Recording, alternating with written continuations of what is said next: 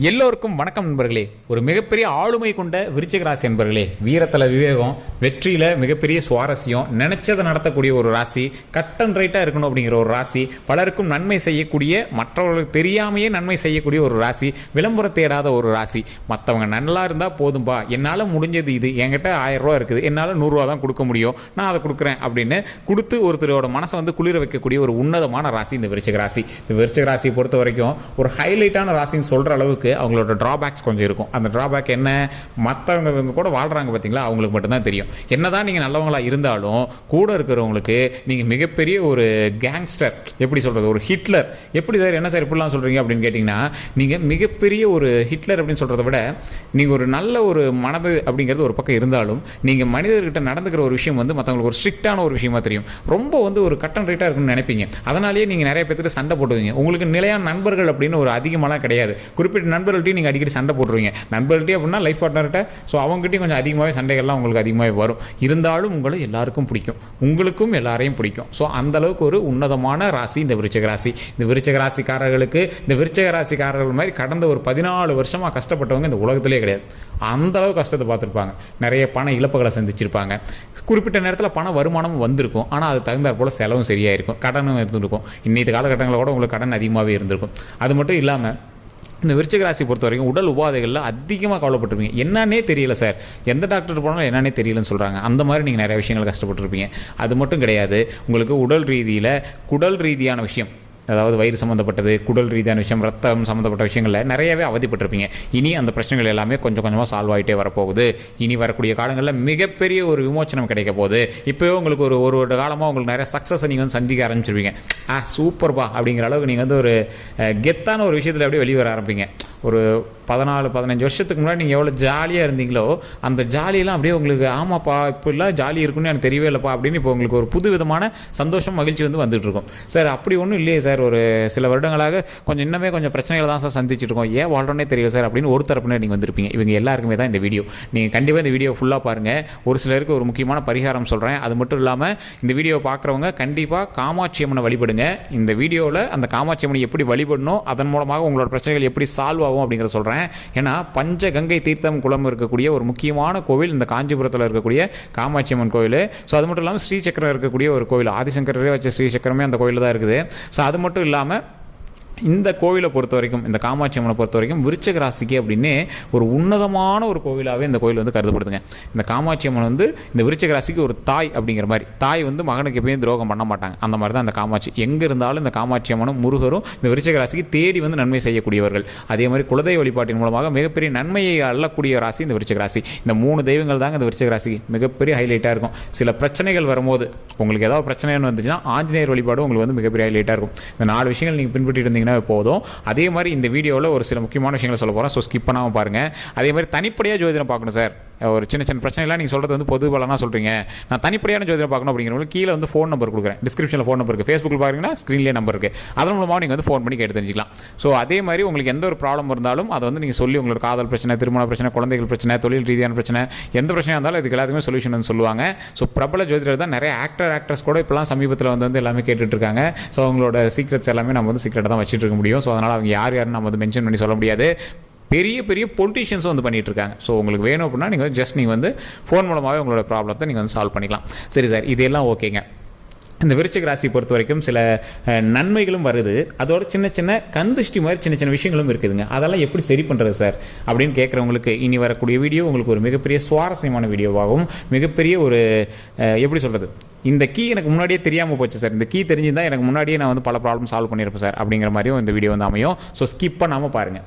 இந்த விருச்சிக ராசி அன்பர்களுக்கு எப்போவுமே வந்து கொஞ்சம் கோபம் அதிகங்க.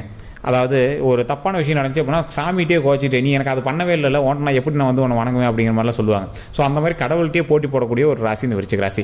இருந்தாலும் மனிதர்கள்ட்ட நீங்கள் உங்களோட தேல் வாக்கு, அதாவது தேல், உங்களோட சிம்பிளில் தேல் இருக்கும் பார்த்தீங்களா, விருச்சிக ராசியில் சிம்பிளில் தேல் இருக்கும் பார்த்தீங்களா, அது மாதிரி நீங்கள் பேசுகிறத பார்த்தா ஒருத்தங்க அவ்வளோ இரிட்டேட் ஆகும். தேல் மாதிரி அந்த வார்த்தைகளை வந்து கொஞ்சம் தெரிச்சிருவீங்க, அந்த விஷம் வந்து கக்கிடுவீங்க.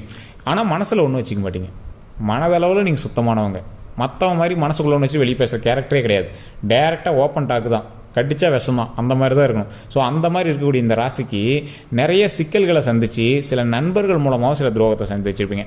பண இழப்புகள், உடல் ரீதியாக பிரச்சனைகள் சந்திச்சு நீங்கள் இனி வரக்கூடிய காலங்களில் மகிழ்ச்சியை மட்டுமே நீங்கள் வந்து சந்திக்க போகிறீங்க.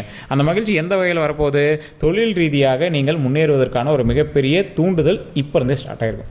இப்போ நீங்கள் வைக்கிற கால் வந்து ஒரு அகலக்காலாக இருக்கலாம், கடனில் தான் இருக்கலாம். இன்னைக்கு காலகட்டத்தில் உங்களுக்கு கடன் கண்டிப்பாக இருக்கும். விருச்சிக ராசி பொறுத்த வரைக்கும் அந்த கடன் எல்லாமே சொல்யூஷன் சால்வ் ஆகக்கூடிய ஒரு நேரமாகவும் அமையும். என்னடா பண்ணுறது அப்படின்னு ஒரு கேள்விக்குறியான சில விஷயங்களும் உங்களோட லைஃப்பில் ஓடிட்டு இருக்கும். அந்த கேள்விக்குறியான விஷயங்கள் கூடிய விரைவில் கொஞ்சம் கொஞ்சமாக சால்வ் ஆகிட்டே தான் வரப்போகுது.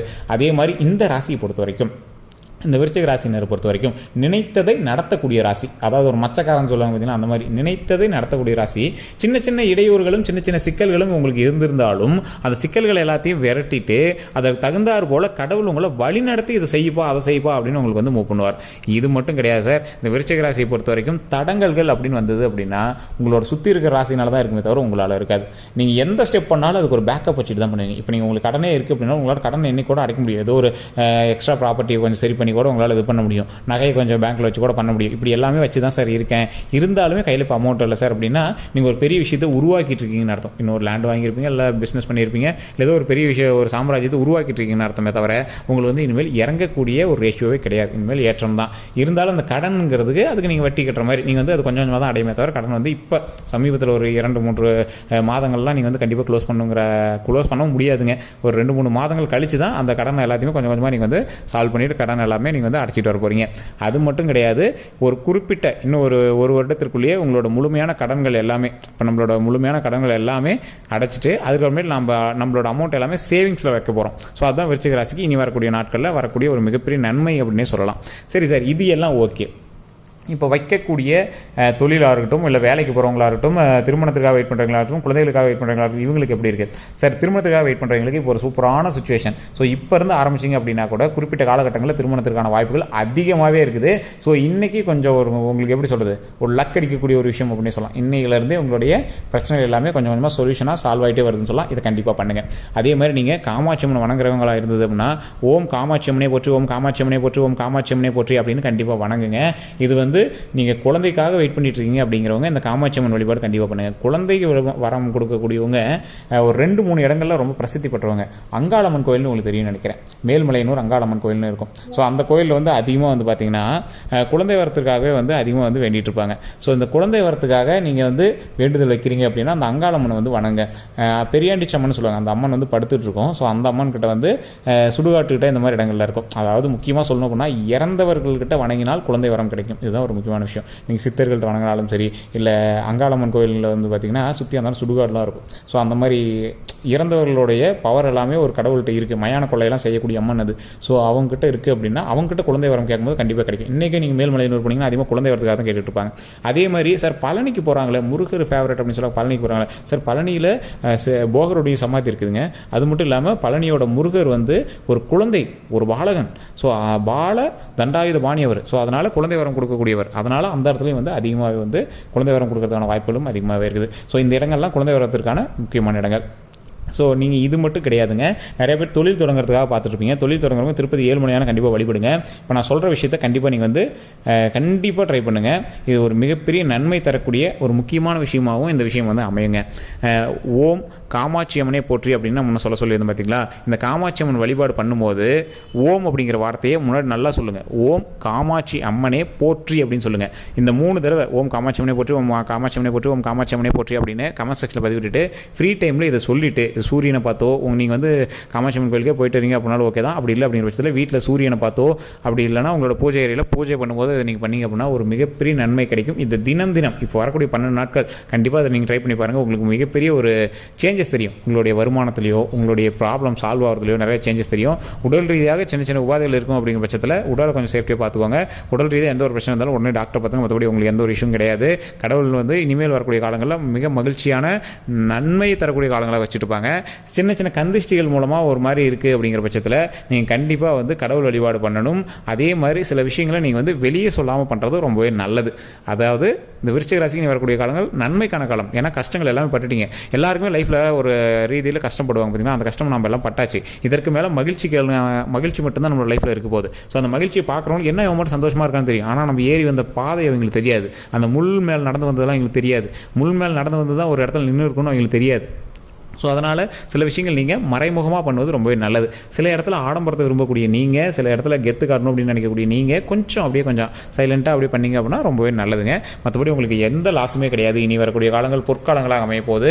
அது மட்டும் கிடையாது, நீங்கள் வேறு ஏதாவது சந்தேகங்கள் இருக்கும் அப்படிங்கிற பட்சத்தில் கண்டிப்பாக கீழே ஃபோன் நம்பர் கொடுத்துருவோம், டிஸ்கிரிப்ஷனில் நம்பர் இருக்குது. அதே மாதிரி மேலே ஃபேஸ்புக்கில் பார்த்தீங்கன்னா மேலேயும் நம்பர் இருக்குது. நீங்கள் ஜஸ்ட் ஃபோன் பண்ணி உங்களுடைய ப்ராப்ளத்தை நீங்கள் சொல்லி சால்வ் பண்ணிக்கலாம். உங்களுடைய பெயர், பிறந்த ஊர், பிறந்த தேதி கண்டிப்பாக கமெண்ட் செக்ஷனில் பதிவிடுங்க. அதே மாதிரி உங்களுக்கு தனிப்படையாக ஜோதிடம் பார்க்கணும்னா ஃபோன் நம்பருக்கு அதில் வந்து நீங்கள் கண்டிப்பாக ஃபோன் பண்ணி உங்களுடைய ப்ராப்ளம் நீங்கள் வந்து சால்வ் பண்ணிக்கலாங்க. இந்த காமாட்சி அம்மன் வழிபாடு கண்டிப்பாக பண்ணுங்கள். குலதெய்வ வழிபாடு, முருகர் வழிபாடு, இதை நீங்கள் கண்டிப்பாக பண்ணிங்க அப்படின்னா ஒரு மிகப்பெரிய நன்மை கிடைக்கும். அதே மாதிரி முடிஞ்சால் முருகர் கோவிலுக்கு நீங்கள் அப்பப்போ போயிட்டு வாங்க. எந்த ஒரு ப்ராப்ளம் இருந்தாலும் அது வந்து சொல்யூஷன் கிடைக்குங்க. வேறு ஏதாவது தகவல்கள் தெரியணும் அப்படின்னா நீங்கள் வந்து நம்மளோட கமெண்ட் செக்ஷனில் பதிவிடுங்க. அதே மாதிரி நம்ம சேனலில் ஃபாலோ பண்ணிக்கோங்க. ஃபேஸ்புக்கில் பார்க்குறீங்கன்னா, யூடியூப்பில் பார்க்குறீங்க அப்படின்னா கண்டிப்பாக சப்ஸ்கிரைப் பண்ணிவிட்டு பக்கத்தில் பெல் பட்டனை ப்ரெஸ் பண்ணி அதில் ஆல் அப்படின்னு கிளிக் பண்ணிக்கோங்க. எல்லோருக்கும் நன்றி நண்பர்களே.